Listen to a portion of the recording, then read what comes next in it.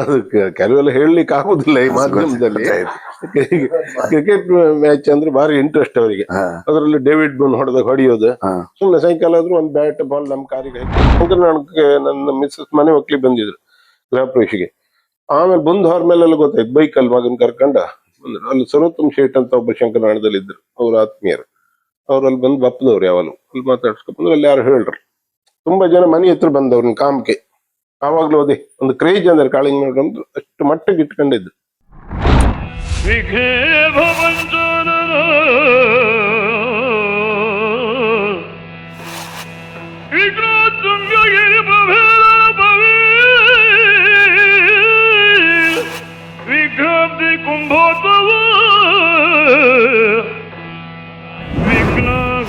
ಘನ ಪ್ರಚಂಡ ಪವನೋ ಶ್ರೀ ವಿಘ್ನೇಶ್ವರ ಪಾತು ಮಾಂ. ಆ ತರ ಬಿದ್ದೋದ್ರೆ ತುಂಬಾ ಜನ ಹುಡುಕರು ಅಷ್ಟು.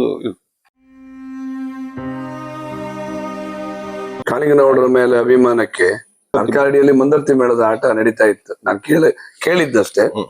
ವರ್ಷಂಪ್ರತಿ ಮಂದರ್ತಿ ಮೇಳದ ಆಟ ಹರ್ಕಾಡಿ ನಿಮ್ಮ ದೊಡ್ಡ ಮನೆ ಅಲ್ಲ, ದೊಡ್ಡ ಮನೆಯಲ್ಲಿ ನಡೀತಾ ಇತ್ತು. ಅದಕ್ಕೆ ಕಾಳಿಂಗನಗೌಡರು ಬರ್ತಾ ಇದ್ರು. ಕೆಲವರ ನಿರೀಕ್ಷೆ ಇತ್ತು ಈ ಆಟಕ್ಕೊಂದು ನೌಡ್ರು ಬರ್ತಾರೆ. ಅವಾಗ ಈ ದತ್ತಿ ಇಲಾಖೆ ಎಲ್ಲ ಇಲ್ಲೇ ಇದ್ದಿತ್ತು. ಇವರು ಅಲ್ಲ, ಅವರು ನಿಮ್ಮ ಆಚೆ ಕುಕ್ಕಿಹಳ್ಳಿ ಅವರ ಯಜಮಾನಿಕೆಯಲ್ಲಿ ಬೋಶೆಟ್ರ ಯಜಮಾನಿಕೆಯಲ್ಲಿ ಇದ್ದಿತ್ತು ಆ ಟೈಮಲ್ಲಿ. ಅವಾಗ ಯಾವ ಭಾಗವತರಿಗೆ ರೆಸ್ಟ್ರಿಕ್ಷನ್ ಅಲ್ಲ ಇಲ್ಲೇ ಇದ್ದಿತ್ತು. ನೌಡ್ರು ಬಂದ್ರು ಪದ್ಯ ಇವ್ರ ಮನೇಲಿ ಮಾತ್ರ ಒಂದು ನೌಡ್ರು ಮಂದರ್ತಿ ಮೇಳದ ಪದ್ಯ ಹೇಳ್ತಾ ಇದ್ದೆ. ಫಸ್ಟ್ ಮಂದರ್ತಿ ಮೇಳದಲ್ಲಿ ನಾನು ಪದ್ಯ ಹೇಳುದಿಲ್ಲ. ನಮ್ಮ ಅಪ್ಪನಿಗೆ ಒಂದ್ಸಲ ಮಂದರ್ತಿ ಮೇಳ, ಅವರು ಆಟಕ್ಕೆ ಹೋಗ್ತಾ ಇದ್ದಿಲ್ಲ ನಮ್ಮ ಸಮ. ಅದಕ್ಕೆ ಅವ್ರು ಬೇಡ ಅಂದಿರಿ ಇವ್ರನ್ನ, ರಾಮಚಂದ್ರ ಗೌಡ್ರನ್ನ. ಆಮೇಲೆ ಅದಕ್ಕೋಸ್ಕರ ನಾನು ಅಲ್ಲಿ ಹೇಳುದಿಲ್ಲ ಅಂದ್ರೆ ನಾ ಪಾಂಪ್ಲೆಟ್ಸಿಗೆ ಹಾಕಿದ ಮೇಲೆ ಅಡಿಗೆ ಹಾಕಿದ್ರಿ ಹ್ಯಾಂಗೆ ಹೇಳ್ತಿಲ್ಲ ಕಾಮ, ನಾನು ನೀವು ದೋಸ್ತಿ ಬಿಡುತ್ತೆ ಹಂಗೆ ಗಡಿ ಬಂದ್ರು ರಾತ್ರಿ ಸಿಕ್ಕಾಪಟ್ಟಿ ಜನ. ಅವಾಗೆಲ್ಲ ಚಾಪೆ ಗೀಪೆ ಅದರಲ್ಲೇ ಕೂತ್ಕೊಂಡ್ ಫುಲ್ 90ರಲ್ಲಿ ಇವ್ರು ತೀರಿ ಹೋಗಿ 1 ತಿಂಗಳ ಮುಂಚಿನ ಆಟ ಆದ್ ನಮ್ಮ ಅಲ್ಲಿ. ಒಂದ್ ಸನ್ಮಾನ ಮಾಡಕ್ ನಾನು ಅಂದಿ, ಸನ್ಮಾನ ಮಾಡಕಂದ್ರೆ ಮಳ್ಳಾಳಿ ಹಿರಿನಿ ಮಾಡಿ ನಂಗೆ ಬಾರಿ ಖುಷಿ. ಅವನಂದ್ರೆ ಅವ್ನ ಕೋಣಿಕೆ ಅಲ್ಲ ಇದು ಮಳ್ಳಾಳಿ ಹಿರಿನಿ ನಾವಟ್ಟಿಂದ ಸನ್ಮಾನ ಮಾಡಿ ಆಟ ಆವತ್ತು ನಡೀತು. ವಿಶ್ವವಿಜಯ ಮಂಟಪುರ ಅಂಬೆ ಎಲ್ಲ ಅತಿಥಿಗಳನ್ನ ಹಾಕೊಂಡು ಒಂದು ಆಟ ಆಯ್ತು. ಅಲ್ಲಿಂದ 90ರಿಂದ ಈ 36 ವರ್ಷದಿಂದ ಕಂಟಿನ್ಯೂ ಮಂದರ್ತಿ ಮೇಳದ ಒಂದು ಆಟ ಮಾಡ್ತಾ ಇದ್ದೆ ನಾನು. ಆಮೇಲೆ ಇಲ್ಲಿ ಮನೆ ಮಾಡಿದ್ಮೇಲೆ ಇಲ್ಲಿ ಮಾಡಿದೆ. ಮೊದ್ಲು ಹರ್ಕಾಡಿಯಲ್ಲಿ 15 ವರ್ಷ, ಈಗ ಶಂಕರನಾಳದಲ್ಲಿ ಕರ್ನಾಟಕ ಬ್ಯಾಂಕ್ ಎದುರಿಗೆ ಅಲ್ಲಿ ಮಾಡಿಸ್ತಾ ಇದ್ದೇನೆ. ಈಗ ಇಲ್ಲಿ ನಡೀತಾ ಇತ್ತು ಆಟ ನಡೆಸ್ತಾ ಇದ್ದೀವಿ ಮಂದರ್ತಿ ಮೇಳದ.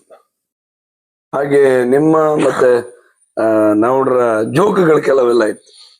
ನೀವು ಒಟ್ಟಾದಲ್ಲಿ ಅದು ನಾ ಕೇಳಿದಂದ್ರೆ ಯಕ್ಷಗಾನದಲ್ಲಿ ಬೇರೆಯವರೊಟ್ಟಿಗೆ ಒಟ್ಟಾಗಿದ್ದಲ್ಲಿ ಒಂದು ಮಾತಾಡೋರಲ್ಲ ಅಂತ. ಅವರು ಹೆಚ್ಚು ಯಾರ ಹತ್ರ ತಮ್ಮ ವೀಕ್ ಪಾಯಿಂಟ್ ಅನ್ನ ತೋರ್ಪಡಿಸೋರಲ್ಲ. ಅವ್ರ ಆತ್ಮೀಯರಲ್ಲಿ ತುಂಬಾ ಕಾಸ ತುಂಬಾ ಜೋಕ್ ಮಾಡ್ತಾ ಇದ್ರಂತೆ. ತುಂಬಾ ಜೋಕ್ ಮಾಡ್ತಾ ಇದ್ರು. ಆ ಜೋಕ್ಗಳೆಲ್ಲ ನಿಮ್ಮ ಹತ್ರ ಇತ್ತು. ಅದು ಕೆಲವೆಲ್ಲ ಹೇಳಲಿಕ್ಕೆ ಆಗುದಿಲ್ಲ ಈ ಮಾಧ್ಯಮದಲ್ಲಿ. ಕ್ರಿಕೆಟ್ ಮ್ಯಾಚ್ ಅಂದ್ರೆ ಭಾರಿ ಇಂಟ್ರೆಸ್ಟ್ ಅವರಿಗೆ. ಅದರಲ್ಲಿ ಡೇವಿಡ್ ಬೂನ್ ಹೊಡೆಯೋದು, ಸುಮ್ಮನೆ ಸಾಯಂಕಾಲ ಆದ್ರೂ ಒಂದು ಬ್ಯಾಟ್ ಬಾಲ್ ನಮ್ಮ ಕಾರಿಗೆ ಹಿಡ್ಕೊಂಡ್ ಬರೋದು ಅವ್ರು. ಅಲ್ಲಿ ಕ್ರಿಕೆಟ್ ಆಡೋದು, ಅದು ಮತ್ತೆ ಹುಡುಗರವರು ಸೇರ್ಸ್ಕ ಆಡಕ್ ಅದೆಲ್ಲ ಬಾರಿ ಇಂಟ್ರೆಸ್ಟೆಡ್ ಅವ್ರು. ಕೆಲವು ಮತ್ತೆ ಈಗ ಊಟಕ್ಕೆ ಹೋದ್ರೆ ಅಲ್ಲಿ ಕೆಲವು ಜೋಕ್ ಮಾಡೋದು, ಅದು ಕೆಲವೆಲ್ಲ ಹೇಳಲಾರದ್ದು ಇತ್ತು. ಅಷ್ಟು ಅತಿ ದೋಸ್ತಿ 15 ಕೊನೆ ತನಕ. ಲಾಸ್ಟ್ ಇದರಲ್ಲಿ ಬಾಂಬೆಗೆ ಹಾಕ್ತಾರೆ, ಅಲ್ಲಿ ಫ್ಲೈಟಿಗೆ ಹಾಕಿ ಬಿಡುದು. ದೊಡ್ಡ ತುಂಬಾ ಜನ ಅವ್ರನ್ನ ಕಂಡು ಮಾತಾಡ್ಸಕ್ ಬರ್ತಾರೆ. ಅವ್ರು ಸುಮ್ನೆ ಒಂದ್ ಮಾತಾಡೋದಿಲ್ಲ, ಒಂದು ಖರ್ಚು ಇಟ್ಕೊಂಡಾಗ ಅವ್ರ ಮುಖ ತೊಳೆದು ಹೌದೌದು ಮಾತಾಡೋಕ್ ಹಿಡಿದ್ರೆ ಬಾರಿ ಇದು ಒಳ್ಳೆ ಇದ್ರವ್ರು. ಮತ್ತೆ ಬೇರೆಯವರಿಗೆ ಇದಾಯ್ಕ ಕಷ್ಟದಲ್ಲಿ ಇದ್ರೆ ಅವ್ರಿಗೊಂದು ಅವ್ರ ಕೈಯಿಂದ ಕೊಡುವುದು. ಅದೇ ಆ ದಾಸ ಸಮ್ಮೇಳನದ ಆಟ ಆಯ್ತಂದಲ್ಲ, ಅಲ್ಲಿ ಬೆಂಗಳೂರು ಹೋಟ್ಲವರೇ ಮಾಡಿಸಿದ್ದು ಶಂಭುದಾಸ್ ಶಂಕರದಾಸ್. ಅದರಲ್ಲಿ ಅವ್ರಿಗೆ ಬಂದು ಅವಾಗೆಲ್ಲ ಪೇಮೆಂಟ್ ಒಂದು ಆಟಕ್ಕೆ 400 ರೂಪಾಯಿ. ಆ 400 ರೂಪಾಯಿನ 200 ಮಾಡಿ ಅವ್ರಿಬ್ರಿಗೆ ಕವರಿಗೆ ಹಾಕಿ ಇದು 100 ಒಂದ್ ಯಾವ್ದಾರು ಕಟ್ಟಿ 100 ಇಟ್ಕೊ ಖರ್ಚು ಹಾಕ್ಬಿಡಿನಿ.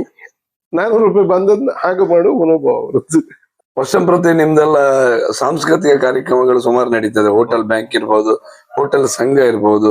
ಬೆಂಗಳೂರಲ್ಲಿ ನಿಮ್ಮ ನೇತೃತ್ವದಲ್ಲಿ ನಡೆಯುವಂತ ಎಲ್ಲಾ ಕಾರ್ಯಕ್ರಮದಲ್ಲಿ ನೀವು ಕಾಳಿಂಗನಗೌಡರ ಫೋಟೋ ಇಟ್ಟೇ ಹಾಕ್ತಾರೆ. ಈಗ ಎಂತ ದೊಡ್ಡ ಕಲಾವಿದರು ಇದ್ರು ಕಾಳಿಂಗನಗೌಡರ ಫೋಟೋ ಪ್ರಪ್ರಥಮ ಹ್ಯಾಂಡ್ ಬಿಲ್ ಅಲ್ಲಿ ಇರುತ್ತೆ. ಅಲ್ಲಿ ಅದು ಮಾಡ್ಕೊಂಡ್ ಬಂದಿದೀವಿ ಇಷ್ಟು ವರ್ಷದಿಂದ. ದಂಡು ಪ್ರೇಕ್ಷ ಕನ್ನಡ ಒಕ್ಕೂಟ ಅಂತ ನಾನು ವೈಸ್ ಪ್ರೆಸಿಡೆಂಟ್ ಆಗಿದ್ದೆ.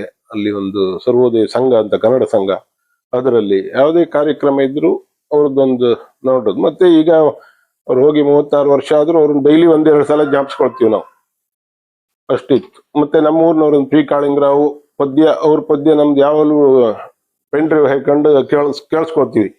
ಅಷ್ಟು ನಮ್ದು ಊರಿನ ಇದಕ್ಕಿಂತ ಕಾಳಿಂಗರಾವ್ ನೀವು ಪದ್ಯ ಕೇಳಿದ್ರ? ಪದ್ಯ ಎಲ್ಲ ಕೇಳ್ತಾ ಹೌದು. ಕನ್ನಡ ರಾಜ್ಯೋತ್ಸವಕ್ಕೆಲ್ಲ ಅವಾಗ ಅವರೇ ಡಿಮ್ಯಾಂಡ್ ಕಲಾವಿದರು ಅಂದ್ರೆ ಅವಾಗ ಕನ್ನಡ ರಾಜ್ಯೋತ್ಸವ ನಂಬರ್ 1 ಕಲಾವಿದರು ಅವರೇ. ಅವ್ರನ್ನೆಲ್ಲ ಕರೆಸ್ತಾ ಇದ್ರು.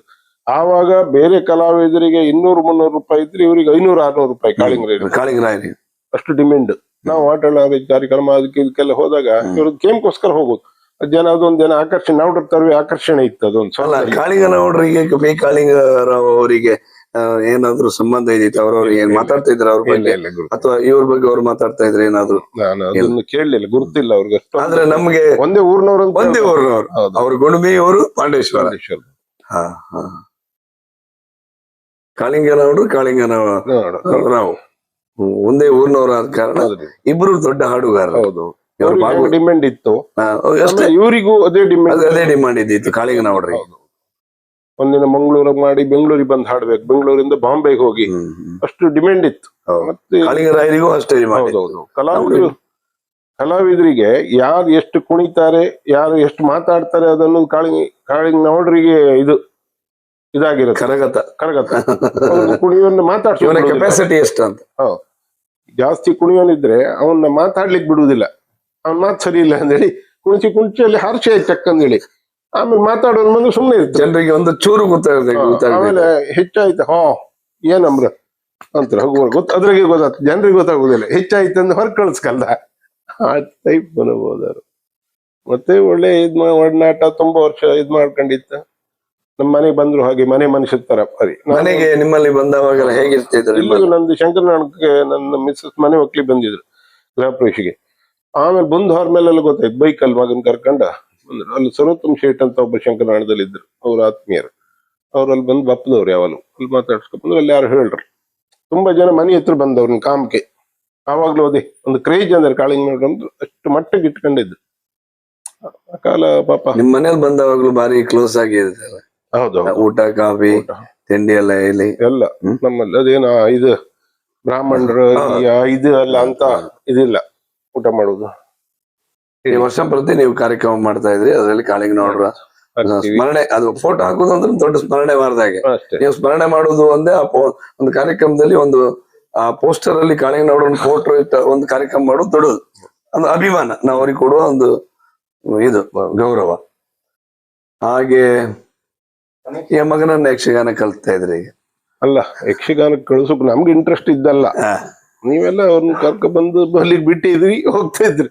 ಬಟ್ ನಮ್ಗೆ ಹೋಟ್ಲ್, ನಮ್ ಬಿಸ್ನೆಸ್ 50 ವರ್ಷ ನಾನು ಹೋಟ್ಲ್ ನಡೆಸಿದ್ವಿ. ನಾವು ರಿಟೈರ್ಡ್ ಆದ್ಮೇಲೆ ಅವ್ರ ನೋಡ್ಕೊಂಡು ಹೋಗ್ಬೇಕು. ಅವರಿಗೆ ಹೋಟ್ಲ್ ಬಿಟ್ಟು ಅವ್ರ ಯಕ್ಷಗಾನದ ಬಗ್ಗೆ ನೋಡೋ ತರ ಸೀಟ ಕೂಕಂಬಾಗಿತ್ತು. ಕೆಲವರಿಗೆಲ್ಲ ಅದರಿಂದ ಯೋಗ ಆಗೋತ್ರ ಕೆಲವ್ರು ಬಂದು ನಾವು ತರ ಇದ್ ಬರ್ತದೆ, ಅದಕ್ಕೂ ಸಂಬಂಧ ಇಲ್ಲ. ಇಂಟ್ರೆಸ್ಟೆಡ್ ಹಾಗೆ ಆ ಜಾಗದಲ್ಲೂ ಕೂತ್ಕೊಳ್ಬೇಕು, ನೌಡ್ರ ಹಾಗಿರ್ಬೇಕು, ನೌಡ್ರ ಹಾಗೆ ಹಾಡ್ಬೇಕು. ಈಗ ಕೆಲವ್ರು ಬಂದು ನಮ್ಮ ಹತ್ರ ಹೇಳುದು, ನೌಡ್ರು ತರುವೆ ಸ್ವರ ಮಾರ ನಿಮ್ ಮಗನ್ ಒಳ್ಳೆ ಭಾಗವತಿಗೆ ಅದು ಇದು ಅಂತಾರೆ. ವಿನಯ್ ಆರ್ ಶೆಟ್ಟಿ ಅಂತ ಯೂಟ್ಯೂಬ್ ಅಲ್ಲೆಲ್ಲ ಬತ್ ನೋಡಿರ್ಬೋದು. ಸುಮ್ನೆ ಕಂಡ್ರೆ ಸಾಕಂದ್ ನಾವ್ ಅಷ್ಟೇ. ಮತ್ತೆ ಹೇಳ್ರೆ ಒಂದಿನ ಇವ್ರಿಗೆ ಇರೋದ ಇಲ್ಲ ನೋಡಿರ್ತಾರೆ ಸ್ವರ ಅಂದ್ರೆ ಮೈರನ್ನು ಸುಮಾರಿಗೆ ಇವ್ರನ್ನ ಶ್ರೀನಿವಾಸ ಹೆಗ್ಡೆಯವರು ಸ್ವಲ್ಪ ಒಂಚೂರು ನೌಡ್ರ ತರ ಸ್ವರ ಉಂಟಲ್ಲ ಅಂತಿದ್ರೆ ನಮ್ಮ ಹತ್ರ ಎಲ್ಲ ಹೇಳಿಕೆ. ಬಟ್ ನಾವು ಈಗಳು ಅವ್ರನ್ನು ಅಲ್ಲ ಅಷ್ಟು ನೌಡ್ರ ತರ ಬರ್ಲಿಕ್ಕೆ ಸಾಧ್ಯವೇ ಇಲ್ಲ, ಯಾರಿಗೂ ಸಾಧ್ಯ ಇಲ್ಲ. 1-2 ಸುತ್ತ ಹೇಳುವಾಗ ಹೇಳ್ತಾರೆ, ಬಿಟ್ರೆ ಸಾಧ್ಯ ಇಲ್ಲ. ನಾನು ಅವಾಗ ಹೇಳಿದೆ, ಅದೇ ಕಾಳಿಂಗನಗೌಡರ ಆ ಬಂಧಗಳ ಆರೋಹಣ ಅವರೋಹಣ ಸಾಧಾರಣ ಯಾರ ಭಾಗವತರಿಗೂ ಸಾಧ್ಯ ಇಲ್ಲ. ಯಾಕೆಂದ್ರೆ ಆ ಸ್ಟೆಮಿನ್ ನೌಡ್ರ ಒಬ್ಬರಿಗೆ ಇದ್ದದ್ದು, ಆ ಸ್ಟೆಮಿನ್ ಇದ್ದಿತ್ತು. ಆ ಬಂಧಗಳಲ್ಲಿ ಆರೋಹಣ ಅವರೋಹಣ ಮಾಡುವಂತದ್ದು ಸಾಧಾರಣ ಯಾವ ಭಾಗವತರಿಗೂ ಬರೋದು ತುಂಬಾ ಕಷ್ಟ. ಅಂದ್ರೆ ಅದು ಆಗ್ಲಿಕ್ಕೆ ಸಾಧ್ಯ ಇಲ್ಲ. ಒಂದು ಸಮುದ್ರದ ತೆರೆ ಇದೆಯಾ ಹಾಗೆ ತಗೊಂಡು ಹೋಗೋದು ಒಂದು ಪದ್ಯ. ಒಂದಿನ ಹೀಗೆ ನಾವು ಎಲ್ಲ ಒಂದ್ ಕಡೆ ಹೋಯ್ತು. ಈಗ ನಾನು ನೋಡ್ರು ಒಂದ್ ಆಟ ಬೆಂಗಳೂರಲ್ಲಿ ಆಡ್ಸಲ್ಲ ಅವ್ರು, ಇಷ್ಟಲ್ಲಿ ಮಾಡ್ಲಿಲ್ಲ. ಅವ್ರದ್ದು ತೊಂದ್ರೆನೂ ಇತ್ತು. ಬಂದವರಿಗೆ ಅವರದ್ದೇ ಛಲ ಬೇಕಾದ್ರೆ ನೀವು ಬ್ಯಾಂಕ್ ಲೋನ್ ಇತ್ತಂದ್ರೆ ಅವರದ್ದೇ ಆಟ ಇಟ್ಕೊಡ್ತಾರೆ, ಬಿಟ್ರೆ ಆಟ ಗಿಟ್ಟ ಮಾಡಿ ಕೊಟ್ಟವರಲ್ಲ. ಒಂದು ಹೋಟ್ಲಿಗೆ ಹೋಯ್ತು ನಾವ್ಡ್ರು ಇದಂದಿ ನಮ್ ಕೆಲವೆಲ್ಲ ಮಂಗನ್ ಮಾಡ್ಬೇಡಿ ನೀವು ಇವ್ರು ನಾವ್ಡ್ರು ಹಾಕಿದವ್ರು ಅಂದ್ರೆ ಅಲ್ಲಿದ್ದ ಹೆಸರು ಈ ಹೊರಗಡೆ ತಿರುಗೋ ನಾವ್ಡ್ರು ಅಂದ್ರೆ ಯಾರು ಒಪ್ಪುದಿಲ್ಲ ಇತ್ತು ಅಷ್ಟಿದ್ರಲ್ಲಿತ್ತು. ಮತ್ತೆ ಒಳ್ಳೆ ಒಂದು ಸ್ನೇಹಜೀವಿ, ಎಲ್ಲರನ್ನೂ ಅಲ್ಲ ಮಾತಾಡ್ಸೋದು, ಕೆಲವು ಅವ್ರದ್ದೇ ಸೆಲೆಕ್ಟ್ ಪೀಪಲ್ ಇದ್ದಾರೆ ಕಲ್ಸಿದ್ದಾರೆ ಅವ್ರನ್ನ ಮಾತ್ರ ಒಳ್ಳೆ. ಈಗ ನಾ ಕೆಲವು ಸರಿ ಎಷ್ಟೋ ಜನ ನೋಡ್ರು ನಾವು ಭಾರಿ ನಾ ಕಂಡ ಪ್ರಕಾರ ಒಂದಿಷ್ಟು ಜನಗಳಿದೆ. ಈಗ ರಾಜು ಶೆಟ್ಟರ್ ಕಂಡ, ರಾಜು ಶೆಟ್ಟರ್ ಇರ್ಬೋದು, ಸಿದ್ದಾಪುರ ಈಗ ಹೋಯ್ತು ಶ್ರೀಕಾಂತ್ ಸಿದ್ದಾಪುರ ಇರ್ಬೋದು, ಹಲಸನಾಡು ಸುಬ್ರಾಯರ್ ಮಗ ಒಬ್ಬರ ಶಿವ ಅಂತ ಬಾಣ ಇದ್ರೆ ಈಗ ಅವ್ರು. ಹೌದೌದು, ಮೆಡಿಕಲ್ ಅವ್ರೆ ಅಲ್ಲೇ ಎಲ್ಲಿ ಹಲಸನಾಡು ಕುಂದಾಪುರ ಹಲಸನಾಡು ಮಳಿಗೆ ಎಲ್ಲ ಅವರದ್ದೇ. ಹೌದಾ? ಹೌದು. ಸುಮ್ಮನೆ ಯಾರು ನಾವು ಯಾರು ಬೈದ್ರೆ ಸೇ ಮರ್ಕುದು ಅವ್ನು, ಅಷ್ಟು ಆತ್ಮೀಯರು ಸದಾಶಿವ ಹಲಸನಾಡು ಅಂದೇಳಿ. ಆಮೇಲೆ ಸಿಪಿ ಅಧಿಕಾರಿ ಅಂತ ಸಿಪಿ ಅಧಿಕಾರಿಗಳು ಮಾಸ್ಟರ್ ಕಾರ್ಕಳದಲ್ಲಿ ಅಂತ ಕೆಲವರೆಲ್ಲ ಆತ್ಮೀಯರು ತುಂಬಾ ಜನ ಇದೆ. ಹಂಗಿನವ್ರು ಒಂದ್ ಸ್ವಲ್ಪ ಜನ ಇದ್ರು. ಸೆಲೆಕ್ಟೆಡ್ ಪೀಪಲ್ ಮಾತಾಡ್ಸಿ ಒಂದ್ 4 ಸಲ ಬಾರಿ ಕ್ಲೋಸ್, ನಿಮ್ಗೆ ಹುಡುಕ ಪತ್ರ ಮಾತಾಡುದಿಲ್ಲ, ಹೆಚ್ಚು ಮೊದ್ಲು ಮಾತಾಡುದಿಲ್ಲ ಆ ತರದವ್ರು. ನಿಮ್ಮ ಭೇಟಿ ಲಾಸ್ಟ್ ಅದ್ ಯಾವ್ದಾದ್ರು ಲಾಸ್ಟ್ ಇವ್ರು ತೀರಿ ಹೋಗೋಕೆ ಒಂದ್ 2-3 ತಿಂಗಳ ಹಿಂದೆ ಒಂದು ಭೇಟಿ ಆಗಿತ್ತು. ಸುಮಾರು ಹೀಗೆ ಕಷ್ಟ ಸುಖ ಮಾತಾಡೋದು, ಅದ್ ಮಾಡೋದು. ಎಲ್ಲ ಒಂದು ಚಾ ಕುಡಿತು, ಅಲ್ಲೊಂದು ಹೋಟ್ಲ್ ಇತ್ತು ನಿಮ್ ಗುಂಡ್ಮಿ ಅಂಬಾಗ್ಲ ಹತ್ರ. ಅವರು ದೊಡ್ಡ ಇದವರು, ಇಷ್ಟೇ ಸಣ್ಣ ಇಡ್ಲಿ ಒಂದು ವಾಪಾಗೆ ಹೇಳುದು, ಇಲ್ಲಿ 2ನೇ ಸಲ ಚಟ್ನಿ ಕೇಳ್ಬೇಡಿ, ಅವು ಇಡ್ಲಿನೂ ವಾಪಸ್ ತಕೋತ್ರ ಅವರು. ಹೀಗಿದ್ದೆ ಅಲ್ಲಿ ಕರ್ಕೊ ತಿಂಡಿಗೆ ಆಗಿದ್ದಲ್ಲ. ಮತ್ತೆ ಈ ಕಂದವ ರಘುರಾಮ್ ಶೆಟ್ಟರ್ ನಾನು ಒಂದಿನ ಮನೆಗೆ ಹೋಯ್ತಾ, ನಿಮ್ಗೆ ಏನ್ ತಿಂಡಿ ಇಷ್ಟ ಎಲ್ಲ ಕೇಳ್ಕೊಂಡು ನಮ್ಗೆ ಬೇಕಾದ ಅವ್ರಿಗೆ ಪಾರ್ಸಲ್ ತಗೋಪಾಪದು, ಮನೆಗೆ ಅಷ್ಟು ಮಿಸ್ಸಸ್ ಮಾಡೋಕ್ಕಾಗುದಿಲ್ಲ ಅಂತ. ಹಾಗಿದ್ದಲ್ಲ ತುಂಬಾ ಟೈಮ್ ನಮ್ಗೆ ಅವ್ರಿಗೆ ಒಡನಾಟ. ಅವ್ರು ಒಂಥರ ಅವ್ರು ಮೂಗಿದ್ದು ಇದೇನೋ ಕರುತಾರ ನಮ್ಮನ್ನ, ನಮ್ ಕೆಲಸ ಬಿಟ್ಟು ಅಲ್ಲಿ ಓಡು ಸುಮಾರು ಲಾಡ್ಜಲ್ಲಿ ರೂಮ್ ಅಲ್ಲೇ ಹಾಕೋದು. ಒಂದ್ ಬಕೆಟ್ ಬಿಸಿನೀರು ಕಾಸಿ ಕೊಡ್ತಲ್ಲ ಒಬ್ಬ ಇದ್ದ, ಇವ್ರು ಪಿ ಎ ಅಂದ್ರು ರೂಮ್ ಬಾಯ್, ಅವನಿಗೆ ಚಿಲ್ಡ್ರೆ ಎಲ್ಲ ಕೊಟ್ಕೊಂಡಿಲ್ಲ. ಅವನು ಇದನ್ನ ಒಂದ್ ಬಕೆಟ್ ನಂಗೆ ಒಂದ್ ಬಕೆಟ್ ಅಲ್ಲೇ ಸ್ನಾನ ಮಾಡ್ಕೊ ಅಲ್ಲೇ ಆಟ್ಕೊಂಬ. ಆತ್ಮೀಯ ವೀಕ್ಷಕರೇ, ಇದಾಗಿತ್ತು ಕಾಳಿಂಗ ನಾವ್ಡ್ರ ಬಗ್ಗೆ ಅವರ ಗೆಳೆಯರಾಗಿರ್ತಕ್ಕಂಥ ರಾಜೀವ್ ಶೆಟ್ಟಿ ಸರ್ ಅವರು ಮಾತನಾಡಿದ್ದು. ಮತ್ತೆ ಜನಪ್ರಿಯ ಭಾಗವತರು ರಾಘವೇಂದ್ರ ಮಯ್ಯ ಸರ್ ಅವ್ರ ಬಗ್ಗೆ ಬಹಳಷ್ಟು ಪ್ರಶ್ನೆಗಳನ್ನ ಕೇಳಿ ಬಹಳಷ್ಟು ವಿಷಯಗಳನ್ನ ತಿಳಿಯುವಂತೆ ಮಾಡಿದ್ರು. ಹಾಗೆ ಇರುವರಿಗೂ ಇವರು ನಮ್ಗೆ ಬಹಳ ಖುಷಿ ಆಗ್ತದೆ. ಕಾಳಿಂಗ ನಾವ್ಡ್ರ ಜೊತೆ ಒಡನಾಡಿಗಳು ನಮ್ಮ ಜೊತೆ ಇದ್ದಾರೆ ಅಂದ ಕೂಡ ನಮ್ಗೆ ಬಹಳ ಒಂದು ಹೆಮ್ಮೆ, ನಿಜವಾಗಿ ಬಹಳ ಖುಷಿ ಆಗ್ತದೆ. ಅದರ ಜೊತೆ ನಮ್ಮ ಅಜ್ಜ ಕಾಳಿಂಗ ರಾಯರ ಬಗ್ಗೆ ಕೂಡ ಹೇಳಿದ್ರು. ಕಾಳಿಂಗ ರಾಯರು ಮತ್ತೆ ಕಾಳಿಂಗ ನಾವ್ಡ್ರಿಗೆ ವಯಸ್ಸಿನಲ್ಲಿ ಬಹಳ ಅಂತರ ಇದೆ. ಯಾಕಂದ್ರೆ ಕಾಳಿಂಗ ರಾಯರಿಗೆ 100ರ ಮೇಲೆ ಆಯ್ತು, ಕಾಳಿಂಗ ನಾವ್ಡ್ರಿಗೆ 70 ಒಳಗಿದ್ದಾರೆ. ಆದ್ರಿಂದ ಅವರಲ್ಲಿ ಅಷ್ಟು ಆತ್ಮೀಯತೆ ಇರ್ಲಿಕ್ಕಿಲ್ಲ ಆ ಸಮಯದಲ್ಲಿ. ಯಾಕಂದ್ರೆ ಅವರ ಹಾಡುಗಳಲ್ಲಿ ಜನಪ್ರಿಯತೆ ಇದೆ, ಅದನ್ನು ಕೂಡ ಅವ್ರು ಹೇಳಿದ್ರು. ಯಾಕಂದ್ರೆ ನಮ್ಗೆ ಅಷ್ಟು ಗೊತ್ತಿಲ್ಲ ಅಂತಿದ್ರು. ನಿಜವಾಗಿ ಹೌದು, ಯಾಕಂದ್ರೆ ವಯಸ್ಸಿನ ಗ್ಯಾಪ್ ಜಾಸ್ತಿ ಇದ್ದಾಗ. ನಿಮ್ಮ ಅಜ್ಜ ಆದ್ರು ಹೌದು, ನೀವು ನೋಡಿದ್ದು ಸ್ವಲ್ಪ? ನಾನು ಕಡಿಮೆ ನೋಡಿದ್ದು. ನಾವು ಸಣ್ಣವರಾಗ ತೀರಿ ಹೋಗಿದ್ದಾರೆ ಅವರು, ಅಜ್ಜ ತೀರಿ ಹೋಗಿದ್ದಾರೆ. ನನಗೆ ಈಗ ಒಂದು ಸಣ್ಣ ಒಂದು ನೆನಪಿದೆ ಅಷ್ಟೇ, ಬಿಟ್ರೆ ಹಾಡುಗಳು ಮನೇಲಿ ಕೇಳ್ತಾ ಇರ್ತೇವೆ. ಹೌದು, ನೀವು ಕೇಳಿದಾಗೆ. ಹಾಗೆ ಇರುವರೆಗೂ ನಾವು ಅಂದ್ರೆ ಈಗ ಮೊದಲಿಗೆ ನಾವು ರಾಜೀವ್ ಶೆಟ್ಟಿ ಸರ್ ಅವರಿಗೆ, ಸರ್ ನಿಮಗೆ ನಮ್ಮ ಚಾನೆಲ್ ಪರವಾಗಿ, ನಮ್ಮ ವೀಕ್ಷಕರೆಲ್ಲರ ಪರವಾಗಿ ಪ್ರೀತಿ ಧನ್ಯವಾದಗಳು. ಥ್ಯಾಂಕ್ ಯು ವೀಕ್ಷಕರಿಗೂ ತಮಗೂ ಎಲ್ಲರಿಗೂ thank you sir. Thank you sir, ಬಹಳ ಖುಷಿ ಆಯ್ತು ಸರ್. ಅದೇ ರೀತಿ ಉತ್ತಮ ರೀತಿಯ ಸಂದರ್ಶನ ಮಾಡಿದಂತ ಜನಪ್ರಿಯ ಭಾಗವತ್ ಮಯ್ಯ ಸರ್ ಅವರಿಗೆ ಕೂಡ ಪ್ರೀತಿಯ ಧನ್ಯವಾದಗಳು. ನಮ್ಮ ನಿಮ್ಮೆಲ್ಲರ ಪರವಾಗಿ ಧನ್ಯವಾದಗಳು sir. Thank you sir. Thank you sir. Thank you. ಆತ್ಮೀಯ ವೀಕ್ಷಕರೇ, ಮುಂದಿನ ಎಪಿಸೋಡ್ ಅಲ್ಲಿ ಇನ್ನೋರ್ವರ ಜೊತೆ ಕಾಳಿಂಗ ನಾವ್ಡ್ರ ಒಡನಾಡಿಗಳ ಜೊತೆ ಮಾತಾಡ್ಲಿಕ್ಕಿದ್ದೇವೆ. ಬಹಳಷ್ಟು ವಿಷಯ ನಿಮ್ಗೆ ತಿಳಿಸುವಂತ ನಿಟ್ಟಿನಲ್ಲಿ ನಾವು ಈ ಕಾರ್ಯಕ್ರಮವನ್ನು ಮಾಡ್ತಾ ಇದ್ದೇವೆ. ಹಾಗೆ ಮುಂದಿನ ಎಪಿಸೋಡ್ ಅಲ್ಲಿ ಮತ್ತೆ ನಿಮ್ಮ ಭೇಟಿ ಆಗ್ತೇವೆ. ನೋಡ್ತಾ ಇರಿ ಈ ಕಾರ್ಯಕ್ರಮ, ಕಾಳಿಂಗ ನಾವ್ಡ್ರ ವಿಶೇಷ ಕಾರ್ಯಕ್ರಮವನ್ನು ನೋಡ್ತಾ ಇರಿ. ಎಲ್ಲರ ಪ್ರೋತ್ಸಾಹ ಖಂಡಿತವಾಗಿ ಬೇಕಂತ ಹೇಳುತ್ತಾ ಈ ಎಪಿಸೋಡ್ ನ ಇಲ್ಲಿ ನಿಲ್ಲಿಸ್ತೇವೆ. ಎಲ್ಲರಿಗೂ ಪ್ರೀತಿಯ ಧನ್ಯವಾದ. Thank you.